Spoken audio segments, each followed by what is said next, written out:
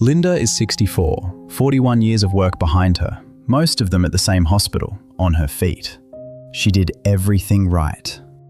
Her retirement account today, $87,000. That's about $240 a month for 30 years. Here we explain how economies, markets, businesses, and policies really work, in simple language, for everyone. And Linda is not unusual. She is, by every honest measure, the median American near retirement. The median Canadian near retiree looks almost identical.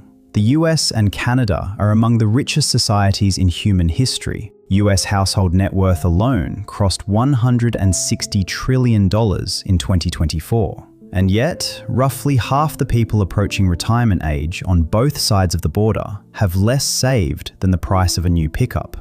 The promise, work hard, save a little every month, retire in comfort, is breaking, quietly, in real time. So today, 3 questions.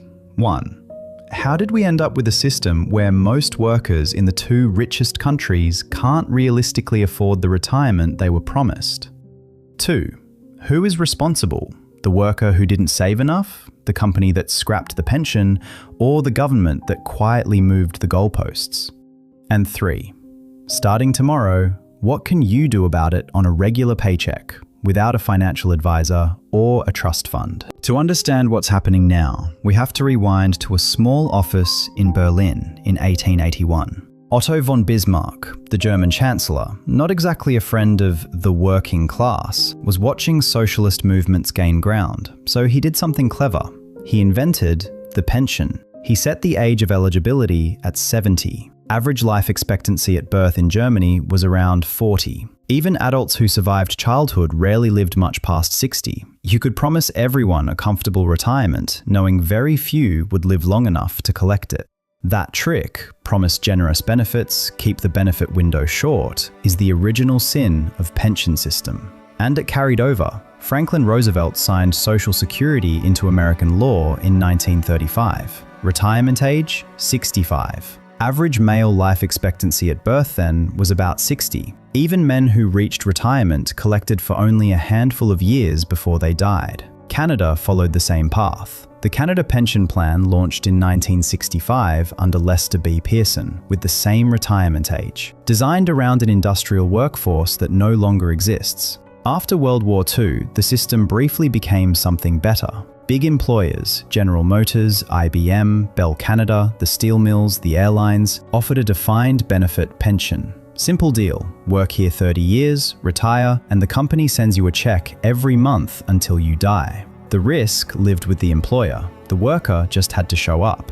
In 1980, around 85% of US Fortune 500 companies offered these pensions. By 2024, fewer than 15% did. Canada followed the same curve, from over 40% private sector coverage in the early 80s to about 10% today. What replaced them was the defined contribution plan. In the US, the 401k. In Canada, the workplace RRSP. And here's a story almost nobody knows. The 401k wasn't even supposed to be a retirement plan. In 1978, the US Congress passed a tax bill with a tiny provision, Section 401, paragraph K, letting executives defer bonus money into a tax-advantaged account. A benefits consultant named Ted Benna read that paragraph in 1980 and realized you could use it for ordinary workers too. He pitched it to his employer as a cheaper alternative to their pension. Within a decade, every big company in North America was moving the same direction. So that's the move you have to see. In one generation, the contract changed completely. Investment risk, longevity risk, market risk, all of it moved from the company's balance sheet onto the kitchen table of the average household. And most people never noticed the trade. So where does that leave the average worker today? The median American household nearing retirement, ages 55 to 64, has roughly $87,000 in their 401k. The average is around $244,000, but averages get pulled up by the few households with millions. The median household has about a year and a half of pre-retirement income saved, to last potentially 30 years. The Canadian picture is just as tight. The median Canadian near retiree has roughly 120,000 Canadian dollars in registered savings. After debt, the typical Canadian household isn't dramatically better off than its American neighbour. Government pensions are supposed to backstop all this. They do, partially. The average US Social Security benefit in 2025 is about $1,900 a month, $23,000 a year, below the federal poverty line for a couple. In Canada, the average CPP payment runs about 800 Canadian dollars a month, with old age security adding roughly 700 more. Combined, about 18,000 a year, just above Canada's poverty line in most cities. And here's the part most Americans don't know. The Social Security Trust Fund, the reserve that pays full benefits, is projected to run out around 2033. After that, the law says benefits automatically get cut to roughly 79% of what was promised. So even the floor under the floor is moving. Public sector pensions for teachers, firefighters, police officers are in their own kind of trouble. Across all 50 US states, public pension plans are underfunded by roughly $1.4 trillion. Illinois alone is short about $140 billion. New Jersey, almost the same. Canada's provincial plans are better funded thanks to stricter rules, but federal employee plans have absorbed major contribution hikes over the last decade. And in the private sector, defined benefit pensions are essentially extinct outside unionized industries. What people call their pension today is usually a 401k or RRSP, not a pension at all. It's a tax-advantaged savings account where you pick the investments, eat the losses, and hope the market cooperates over 40 years. So when you hear the retirement crisis, it isn't one crisis, it's 3 crises stacked on top of each other: federal, state or provincial, and personal, all sliding the same direction at the same time. Now let's slow down and look at how pensions actually work. Once you see the mechanism, the story makes more sense. Most public pension systems, including US Social Security and Canada's Old Age Security, are pay-as-you-go. Today's workers pay in. Today's retirees collect. There's no big vault of gold somewhere. There's a flow. The money you pay in this month flows out the door next month to someone else's grandmother. Now picture that flow as a math problem. If you have 5 workers paying in for every 1 retiree taking out, the system is easy. Each worker contributes a little, the retiree gets a lot, everyone's happy. That was North America in 1960. About 5 workers per retiree in the US, even higher in Canada. The system felt rich. Benefits got expanded. Politicians took the credit. Today, the US ratio is about 2.7 workers per retiree. In Canada, around 3. By 2035, both numbers drop closer to 2. Same promises. Half the people paying in. This is what some economists, half joking, call the world's slowest moving crisis. It moves in decades. Nobody runs into a burning building. The fire is just always there, getting bigger, while everyone argues about something else. Now compare that to a 401k or an RRSP.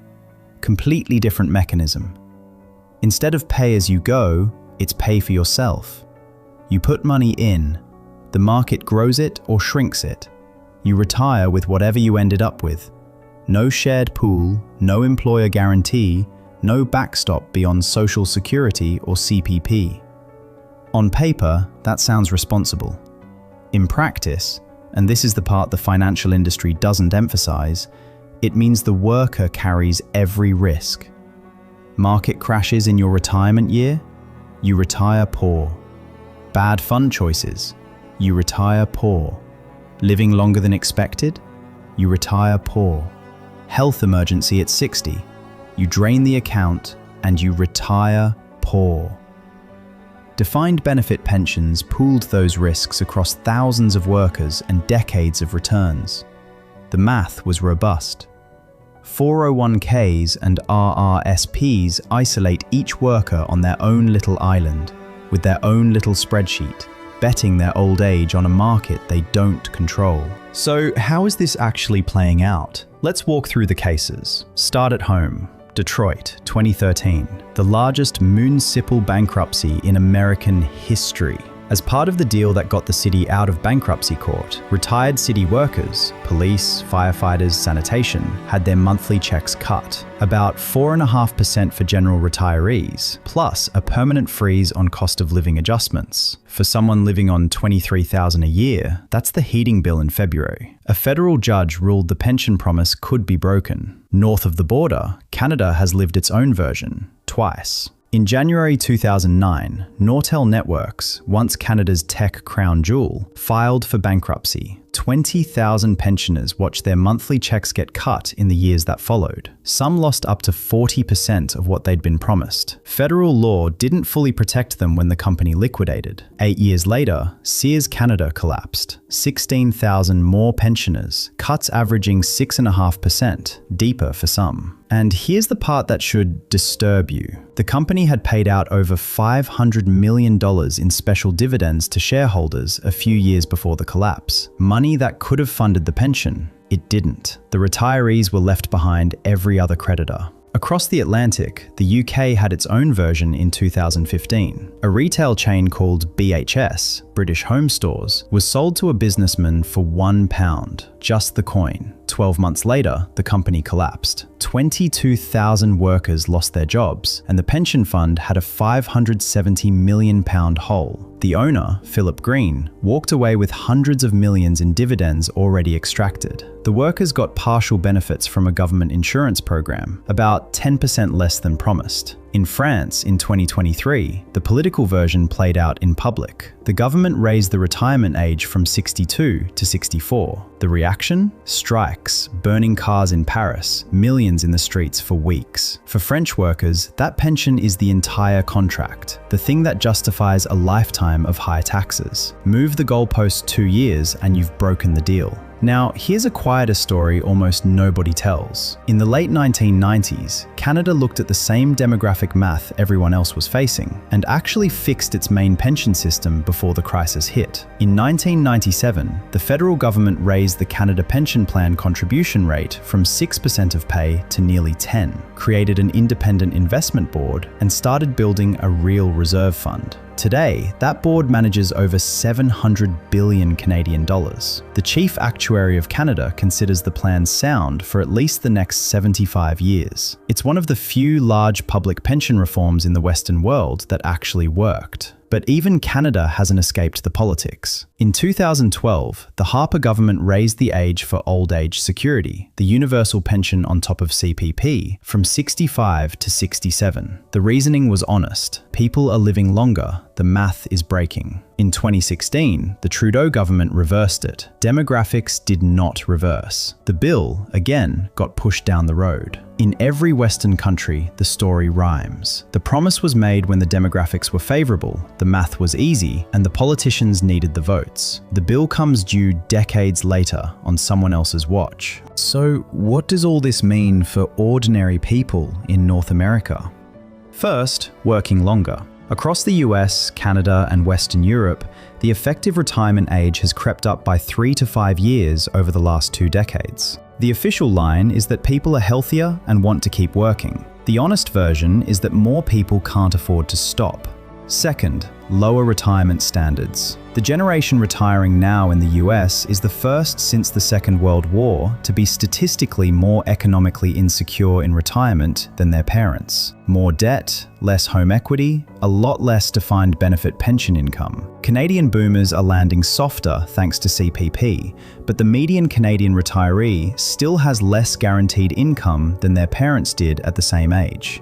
Third, intergenerational tension. Boomers paid into Social Security and CPP expecting a certain deal. Millennials are paying in knowing they'll likely get less. Gen Z is being told not to count on it at all. That's a slow-burning dynamic, and it's a big part of why younger voters in both countries are increasingly skeptical of government-run anything. Fourth, Political instability. France in 2023. The Yellow Vest protests. The Harper to Trudeau OAS flip in Canada. Pension reform is one of the few issues that can put millions in the street in a democracy because it touches the most intimate financial contract a citizen has with the state. And fifth, most quietly, a slow change in family economics. More adult children supporting elderly parents. More multi-generational households. The economic burden of an underfunded retirement system doesn't disappear. It just gets pushed around inside the family. So where does this go from here? In the short term, expect more incremental moves. Retirement ages will keep creeping up. Benefit formulas will quietly tighten. Some countries will raise payroll taxes to keep the math from falling apart. In the medium term, expect bigger structural fights. The US Social Security Trust Fund hits the cliff around 2033. Congress will then have to choose: raise taxes, cut benefits, raise the cap on what income gets taxed, or some combination. There's no fifth option. The math forces a decision, and it will be brutal. Canada is in a better spot thanks to its earlier reforms, but provincial fights over disability benefits and public sector pensions are still coming. In the long term, the Western world has to grapple with a basic question. Is retirement, as the 20th century imagined it, a comfortable 20 to 30-year period of leisure funded by other people's labor, actually possible at scale in societies where birth rates are falling and life expectancy is rising? The honest answer for most countries is probably not. But here's the more hopeful part. The Canadian model from 1997, raise rates early, build a real reserve fund, hand it to professional investors with a long horizon, actually works. The Dutch run something similar. These are real Western pension systems that have done the math honestly. Workers know what to expect. Retirees aren't surprised. Those models are likely to spread. The Western world is not running out of money. The richest countries in history have more wealth than ever. What they're running out of is the political willingness to share that wealth across generations on the terms set 70 years ago. Whatever replaces the old pension contract will be quieter, more individualized, and less generous. And the people who plan accordingly will land softer. Before we wrap up, let's bring this home. Here are 3 things you can actually do with what we just talked about, starting tomorrow. 1. The mindset shift. A pension, a 401k, an RRSP, Social Security, the Canada Pension Plan. None of these are promises you can cash. They're contracts that depend on a long line of strangers, workers, governments, market returns, holding up their end for the next 30 years. The first move is psychological. Stop assuming someone else has the math worked out. Assume you are the math. 2. The practical action this week. Find out exactly where you stand. Log into your retirement account and write down the balance. If you're in the US, pull your Social Security statement at ssa-.gov. Free, 10 minutes, tells you the actual monthly check you're projected to get. If you're in Canada, log into My Service Canada and pull your CPP and OAS statement. Then subtract that projected income from what your current monthly bills look like. The gap is the number you actually need to plan around. Most people have never run this number. Run it. 3. The long game move. Build a retirement plan with at least 3 legs instead of 1. Some government pension, some workplace savings, some money outside both. Even $50 a month into a low-cost index fund compounded for 20 years becomes meaningful. The point isn't the amount this month. The point is that no single system collapsing takes you down with it. That's the mechanics. See you in the next one.